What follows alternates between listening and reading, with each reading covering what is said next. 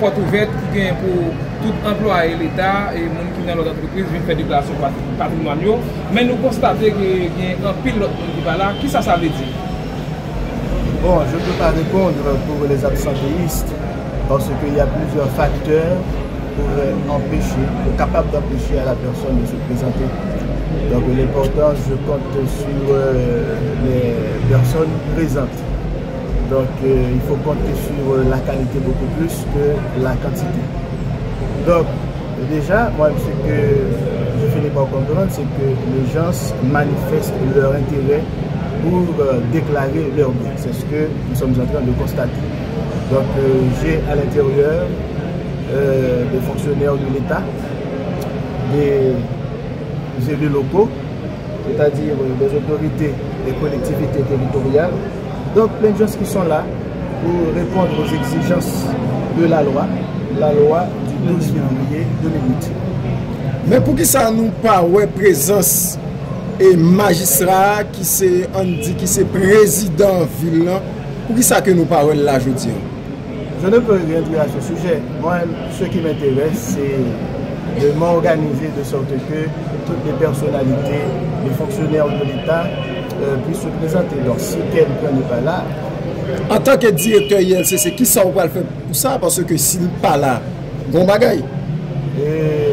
Bon, il y a toujours des inconvénients. Donc, moi, ce qui compte pour moi, c'est que j'ai fait ce qui est à mon pouvoir. Donc, j'organise la journée de la 3e édition. Tout le monde a été invité. Donc, je compte uniquement sur la présence des gens. Donc, si quelqu'un ne s'est pas présenté, peut-être qu'il y a quelconque inconvénient. Est-ce que vraiment ce n'est pas une honte pour l'État parce que tout le monde qui travaille et qui a touché, qui va venir présenter pour faire déclaration de sa vie? Vous savez que la journée porte ouverte, c'est donc une ouverture offerte par l'USCC pour que les gens puissent effectivement venir faire leur déclaration de patrimoine. Mais la personne peut toujours obtempérer à cette loi, pas forcément à la journée, qui est une activité particulière.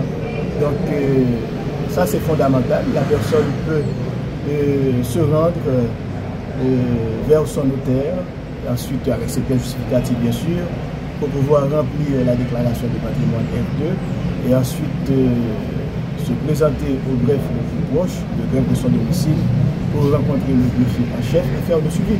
Donc c'est pas une obligation. Ces gens-là n'étaient pas invités ou quoi? Ces gens-là n'étaient pas invités ou quoi? On a invité tout le monde. On a invité les personnalités politiques, alors les personnes assujetties, les fonctionnaires de l'État, les agents publics, etc. On a invité tout le monde dans le programme. Mais maintenant, ce n'est pas à nous, à l'USCC, de forcer à la personne de se présenter. Donc, nous sommes conscients que la personne peut avoir une quelconque difficulté l'empêchant de se présenter. Ok, vous en tant que directeur, qui suivi qui pourra le faire pour ça? Eh bien, moi, ce que je vais faire, je vais donc contrôler le nombre de déclarants. Et puis, je vais dresser mon rapport et de dire qu'au bout de la journée, donc j'ai pu recevoir un effectif de temps fonctionnaire de l'État, d'agent public. Directeur, toujours un rapport, oui, sous ça, on n'est pas jamais fait. Bon, c'est pour la première fois qu'on organise cette édition. 3e édition alors? Cette édition, voilà. Parce qu'on a déjà organisé 2 éditions, mais c'est à Port-au-Prince. La 3e édition, c'est une première expérience dans les livres. Donc, mon travail, c'est de dresser le rapport, relatif à cette édition, la 3e, et d'acheminer le rapport à Port-au-Prince au bureau central.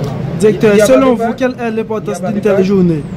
L'importance de la journée, c'est que, comme je viens de le dire tout à l'heure, c'est une stratégie développée par le directeur général, Maître Hans-Jacques Joseph, pour encourager les gens, pour les stimuler les personnes assujetties, stimuler les fonctionnaires de l'État, les agents publics à faire leur déclaration de patrimoine. Donc vous allez voir dans les jours à venir, il va y avoir beaucoup plus d'engouement pour que les gens puissent continuer sur ce même lancement.